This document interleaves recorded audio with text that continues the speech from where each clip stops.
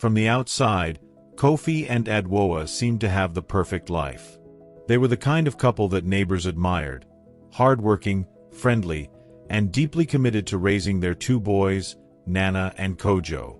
They lived in a busy but decent neighborhood in Accra, Ghana.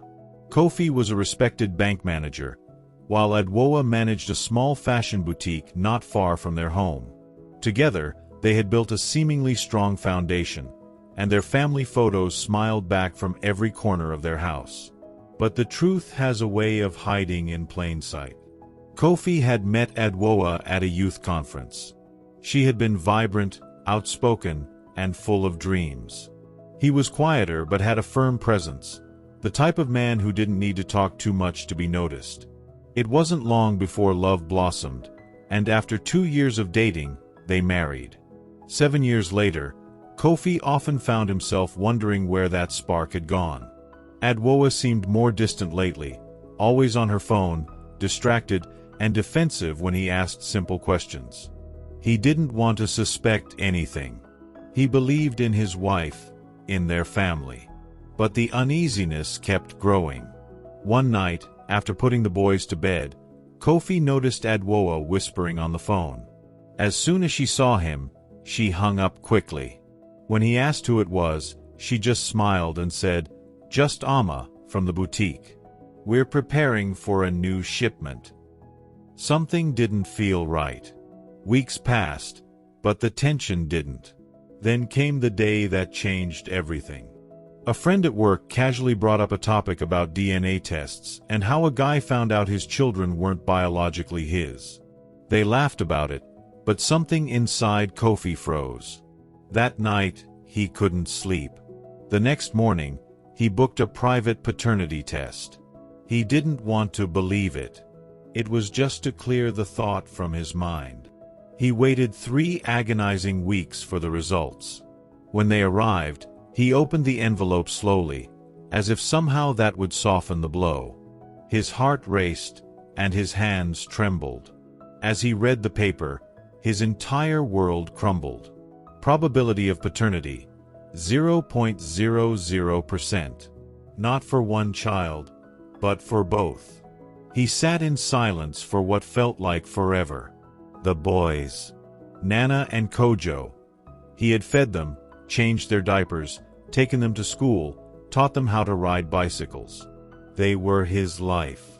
How could they not be his? The next few days, he couldn't look at Adwoa the same. He watched her closely. Every touch felt like betrayal. Every smile seemed fake. One night, he finally confronted her. "Adwoa," he said, holding up the test results. "Explain this." Her face turned pale. She reached for the paper, but he pulled it back. "You lied to me for 7 years." Tears welled up in her eyes. "Kofi, please. I didn't plan it this way."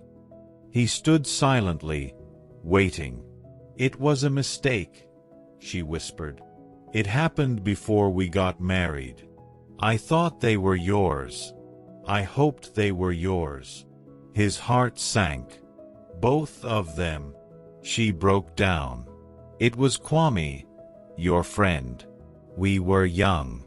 I was confused. I didn't know how to tell you." Kofi felt like someone had punched the air out of his lungs. Kwame, his best friend? The betrayal ran too deep. The next morning, Kofi drove straight to Kwame's house. Kwame was in his compound washing his car. He looked up and smiled, unaware. "Kofi, my brother." Kofi didn't smile back. "I know the truth," he said coldly. Kwame's smile faded. "What truth?" Kofi threw the paper at him.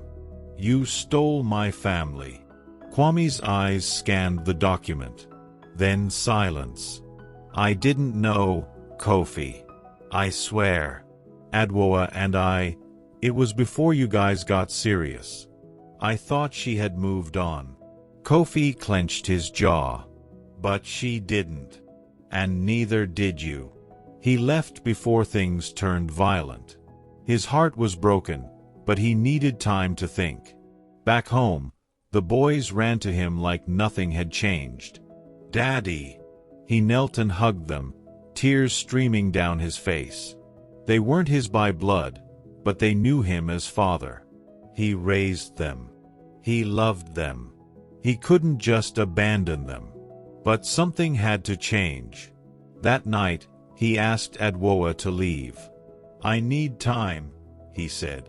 "You lied to me, to us. I can't keep pretending." Adwoa left, sobbing.